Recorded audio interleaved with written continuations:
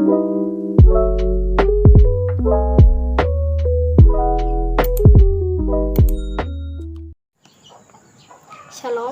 bersama saya lagi Farniati Kadang Tanrigoa. Di sini saya akan melanjutkan pembacaan saya dari kitab Lukas pasalnya yang ke-17 hingga pasalnya yang ke-19. Firman Tuhan berbunyi, beberapa nasihat. Yesus berkata kepada murid-muridnya, tidak mungkin akan ada penyesatan, tetapi celakalah orang yang mengadakannya. Adalah lebih baik baginya jika sebuah batu kilangan diikatkan pada lehernya, lalu ia dilemparkan ke dalam laut, daripada menyesatkan salah satu dari orang-orang yang lemah ini. Jagalah dirimu jikalau saudaramu berbuat dosa, tegurlah dia, dan jikalau ia menyesal, ampunilah dia. Bahkan jikalau ia berbuat dosa terhadap engkau 7 kali sehari dan 7 kali ia kembali kepadamu dan berkata, aku menyesal, engkau harus mengampuni dia. Lalu kata rasul-rasul itu kepada Tuhan, tambahkanlah iman kami. Jawab Tuhan, kalau sekiranya kamu mempunyai iman sebesar biji sesawi saja, kamu dapat berkata kepada pohon ara ini, terbantunlah engkau dan tertanamlah di dalam laut, dan ia akan taat kepadamu. Tuan dan hamba, siapa di antara kamu yang mempunyai seorang hamba yang mengajak atau mengembalakan ternak baginya, akan berkata kepada hamba itu setelah ia pulang dari ladang, mari segera makan? Bukankah sebaliknya ia akan berkata kepada hamba itu, sediakanlah makananku, ikatlah pinggangmu dan layanilah aku sampai selesai aku makan dan minum. Dan sesudah itu engkau boleh makan dan minum. Adakah ia berterima kasih kepada hamba itu karena hamba itu telah melakukan apa yang ditugaskan kepadanya? Demikian jugalah kamu, apabila kamu telah melakukan segala sesuatu yang ditugaskan kepadamu, hendaklah kamu berkata, kami adalah hamba-hamba yang tidak berguna, kami hanya melakukan apa yang kami harus lakukan. Ke-10 orang kusta. Dalam perjalanannya ke Yerusalem, Yesus menyusur perbatasan Samaria dan Galilea. Ketika ia memasuki suatu desa, datanglah 10 orang kusta menemui dia. Mereka tinggal berdiri agak jauh dan berteriak, Yesus, Guru, kasihanilah kami. Lalu ia memandang mereka dan berkata, pergilah, perlihatkanlah dirimu kepada imam-imam. Dan sementara mereka di tengah jalan, mereka menjadi tahir. Seorang dari mereka ketika melihat bahwa ia telah sembuh, kembali sambil memuliakan Allah dengan suara nyaring. Lalu tersungkur di depan kaki Yesus dan mengucap syukur kepadanya. Orang itu adalah seorang Samaria. Lalu Yesus berkata, bukankah ke-10 orang tadi semua telah menjadi tahir? Di manakah yang 9 orang itu? Tidak adakah di antara mereka yang kembali untuk memuliakan Allah selain daripada orang asing ini? Lalu ia berkata kepada orang itu, berdirilah dan pergilah, imanmu telah menyelamatkan engkau. Kedatangan kerajaan Allah. Atas pertanyaan orang-orang Farisi, apabila kerajaan Allah akan datang, Yesus menjawab, katanya, kerajaan Allah datang tanpa tanda-tanda lahiriah. Juga orang tidak dapat mengatakan, lihat, ia ada di sini atau ia ada di sana. Sebab sesungguhnya kerajaan Allah ada di antara kamu. Dan ia berkata kepada murid-muridnya, akan datang waktunya kamu ingin melihat satu daripada hari-hari anak manusia itu, dan kamu tidak akan melihatnya. Dan orang akan berkata kepadamu, lihat, ia ada di sana, lihat, ia ada di sini. Jangan kamu pergi ke situ, jangan kamu ikut, sebab sama seperti kilat memancar dari ujung langit yang satu ke ujung langit yang lain, demikian pula lah kelak halnya anak manusia pada hari kedatangannya. Tetapi ia harus menanggung banyak penderitaan dahulu dan ditolak oleh angkatan ini. Dan sama seperti terjadi pada zaman Nuh, demikian pula halnya kelak pada hari anak manusia. Mereka makan dan minum, mereka kawin dan dikawinkan, sampai kepada hari Nuh masuk ke dalam bahtera. Lalu datanglah air bah dan membinasakan mereka semua. Demikian juga seperti yang terjadi di zaman Lot. Mereka makan dan minum, mereka membeli dan menjual, Mereka menanam dan membangun, tetapi pada hari Lot pergi keluar dari Sodom, turunlah hujan api dan hujan belerang dari langit dan membinasakan mereka semua. Demikianlah halnya kelak pada hari di mana Anak Manusia menyatakan dirinya. Barang siapa pada hari itu sedang di peranginan di atas rumah dan barang-barangnya ada di dalam rumah, janganlah ia turun untuk mengambilnya. Dan demikian juga orang yang sedang di ladang, janganlah ia kembali. Ingatlah akan istri Lot. Barang siapa berusaha memelihara nyawanya, ia akan kehilangan nyawanya, dan barang siapa kehilangan nyawanya, ia akan menyelamatkannya. Aku berkata kepadamu, pada malam itu ada 2 orang di atas satu tempat tidur, yang seorang akan dibawa dan yang lain akan ditinggalkan. Ada 2 orang perempuan bersama-sama menghilang, yang seorang akan dibawa dan yang lain akan ditinggalkan. Kalau ada 2 orang di ladang, yang seorang akan dibawa dan yang lain akan ditinggalkan. Kata mereka kepada Yesus, "Di mana, Tuhan?" Katanya kepada mereka, "Di mana ada mayat, di situ berkerumun burung nasar." Perumpamaan tentang hakim yang tak benar. Yesus mengatakan suatu perumpamaan kepada mereka untuk menegaskan bahwa mereka harus selalu berdoa dengan tidak jemu-jemu. Katanya, dalam sebuah kota ada seorang hakim yang tidak takut akan Allah dan tidak menghormati seorang pun. Dan di kota itu ada seorang janda yang selalu datang kepada hakim itu dan berkata, "Belalah hakku terhadap lawanku." Beberapa waktu lamanya hakim itu menolak, tetapi kemudian ia berkata dalam hatinya, "Walaupun aku tidak takut akan Allah dan tidak menghormati seorang pun, namun karena janda ini menyusahkan aku, baiklah aku membenarkan dia, supaya jangan terus saja ia datang dan akhirnya menyerang aku." Kata Tuhan, "Camkanlah apa yang dikatakan hakim yang lalim itu. Tidakkah Allah akan membenarkan orang-orang pilihannya yang siang malam berseru kepadanya? Dan adakah ia mengulur-ngulur waktu sebelum menolong mereka? Aku berkata kepadamu, ia akan segera membenarkan mereka. Akan tetapi, jika Anak Manusia itu datang, adakah ia mendapati iman di bumi?" Perumpamaan tentang orang Farisi dengan pemungut cukai. Dan kepada beberapa orang yang menganggap dirinya benar dan memandang rendah semua orang lain, Yesus mengatakan perumpamaan ini.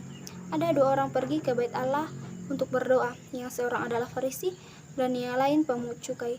Orang Farisi itu berdiri dan berdoa dalam hatinya begini, "Ya Allah, aku mengucap syukur kepadamu, karena aku tidak sama seperti semua orang lain, bukan perampok, bukan orang lalim, bukan pezina, dan bukan juga seperti pemungut cukai ini.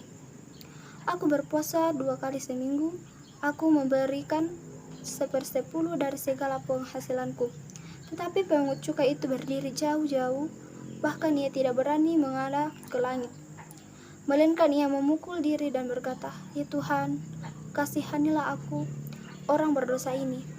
Aku berkata kepadamu, orang ini pulang ke rumahnya sebagai orang yang dibenarkan Allah, dan orang lain itu tidak. Sebab barang siapa meninggikan diri, ia akan direndahkan, dan barang siapa merendahkan diri, ia akan ditinggikan. Yesus memberkati anak-anak.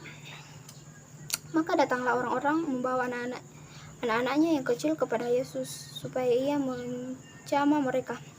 Melihat itu, murid-muridnya memarahi orang-orang itu. Tetapi Yesus memanggil mereka dan berkata, "Biarkanlah anak-anak itu datang kepadaku, dan jangan kamu menghalang-halangi mereka, sebab orang-orang seperti itulah yang mempunyai kerajaan Allah. Aku berkata kepadamu, sesungguhnya barang siapa tidak menyambut kerajaan Allah seperti seorang anak kecil, ia tidak akan masuk ke dalamnya." Orang kaya sukar masuk kerajaan Allah. Ada seorang pemimpin bertanya kepada Yesus. Katanya, "Guru yang baik, apa yang harus aku perbuat untuk memperoleh hidup yang kekal?" Jawab Yesus, "Mengapa kau katakan aku baik? Tak seorang pun yang baik selain daripada Allah saja. Engkau tentu mengetahui segala perintah Allah. Jangan berzinah, jangan membunuh, jangan mencuri, jangan mengucapkan saksi dusta, hormatilah ayahmu dan ibumu."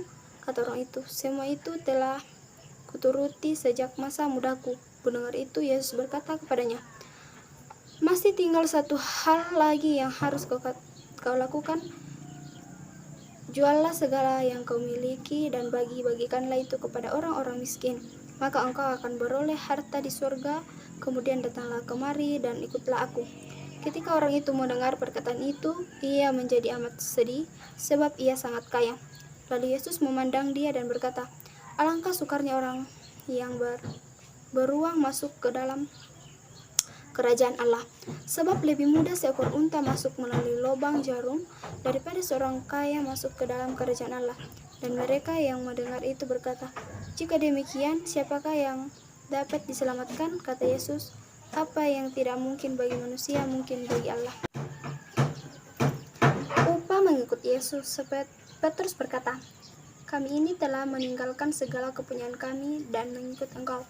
Kata Yesus kepada mereka, "Aku berkata kepadamu, sesungguhnya setiap orang yang karena kerajaan Allah meninggalkan rumahnya, istrinya atau saudaranya, orang tuanya atau anak-anaknya, akan menerima kembali lipat ganda pada masa ini juga.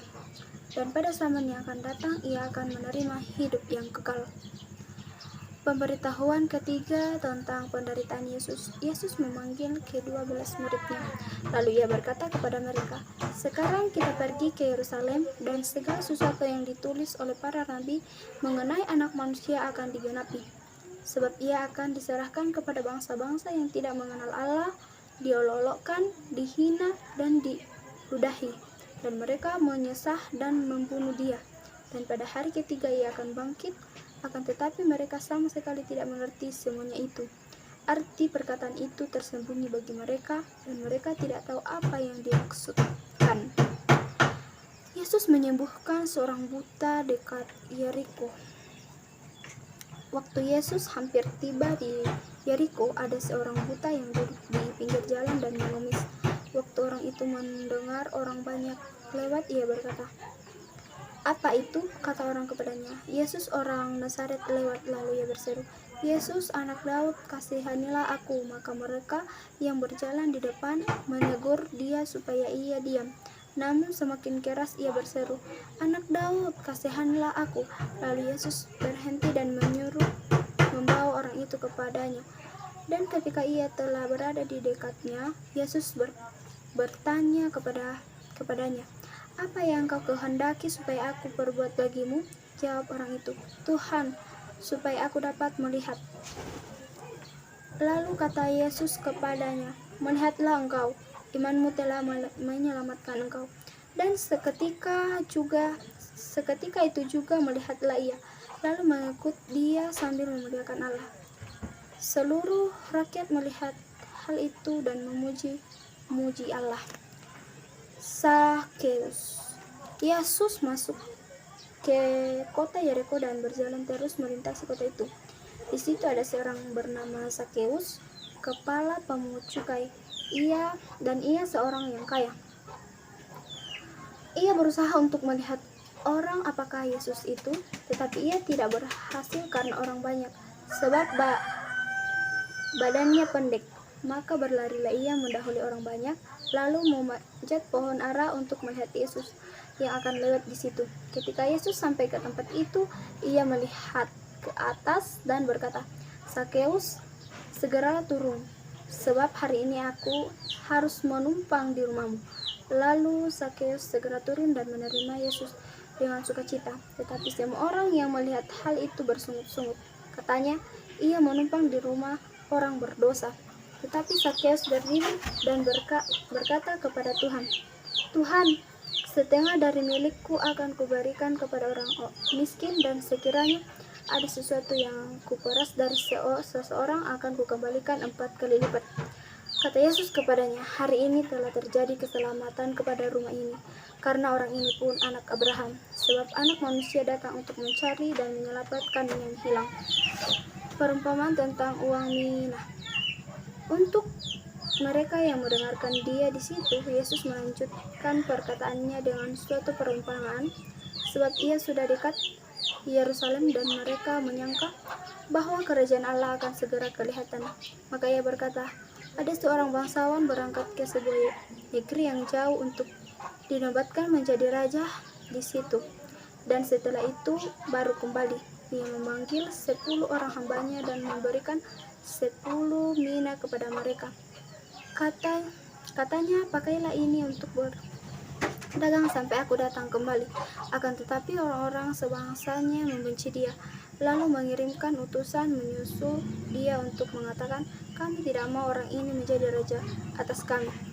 Dan terjadilah ketika ia kembali setelah ia dinobatkan menjadi raja, ia menyuruh memanggil hamba-hambanya yang telah diberi uang itu untuk mengetahui berapa hasil dagang mereka masing-masing. Orang yang pertama datang dan berkata, Tuan, mina Tuan yang satu itu telah menghasilkan 10 mina. Katanya kepada orang lain itu, baik sekali perbuatanmu itu, hai hamba yang baik, engkau telah setia dalam perkara kecil. Karena itu, terimalah kekuasaan atas 10 kota. Datanglah yang kedua dan berkata, Tuan, mina Tuan telah menghasilkan 5 mina. Katanya kepada orang itu, dan engkau kuasailah 5 kota. Dan hamba yang ketiga datang dan berkata, Tuan, inilah mina Tuan, aku telah menyimpannya dalam sapu tangan, sebab aku takut akan Tuan, karena Tuan adalah manusia yang keras. Tuan mengambil apa yang tidak pernah Tuan taruh, dan Tuan menuai apa yang tidak Tuan tabur. Katanya kepada orang itu, hai hamba yang jahat, aku akan menghakimi engkau menurut perkataanmu sendiri. Engkau sudah tahu bahwa aku adalah orang yang keras, yang mengambil apa yang tidak pernah aku taruh dan menuai apa yang tidak aku tabur. Jika demikian, mengapa uangku itu tidak kau berikan kepada orang yang menjalankan uang? Maka sekembaliku aku dapat mengambilnya serta dengan bunganya. Lalu katanya kepada orang-orang yang berdiri situ, ambillah mina yang satu itu daripadanya dan berikanlah kepada orang yang mempunyai 10 mina itu. Kata mereka kepadanya, Tuan, ia sudah mempunyai 10 mina. Jawabnya, aku berkata kepadamu, setiap orang yang mempunyai kepadanya akan diberikan, tetapi siapa yang tidak mempunyai daripadanya akan diambil juga apa yang ada padanya. Akan tetapi semua seteruku ini yang tidak suka aku menjadi rajanya, bawalah mereka kemari dan bunuhlah mereka di depan mataku. Yesus dilalukan di Yerusalem. Dan setelah mengatakan semuanya itu, Yesus mendahului mereka dan meneruskan perjalanannya ke Yerusalem. Ketika ia telah dekat Betfage dan Betania yang terletak di gunung yang bernama Bukit Zaitun, Yesus menyuruh 2 orang muridnya dengan pesan, pergilah ke kampung yang di depanmu itu. Pada waktu kamu masuk di situ, kamu akan mendapati seekor keledai muda tertambat yang belum pernah ditunggangi orang. Lepaskanlah keledai itu dan bawalah kemari. Dan jika ada orang bertanya kepadamu, mengapa kamu melepasnya? Jawablah begini, Tuhan memerlukannya. Lalu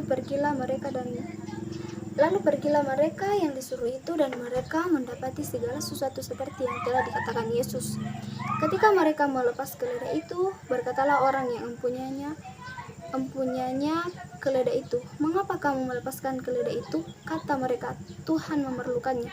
Mereka membawa keledai itu kepada Yesus, lalu mengalasinya dengan pakaian mereka dan menolong Yesus naik ke atasnya. Dan sementara Yesus mengendarai keledai itu, mereka menghamparkan pakaiannya di jalan.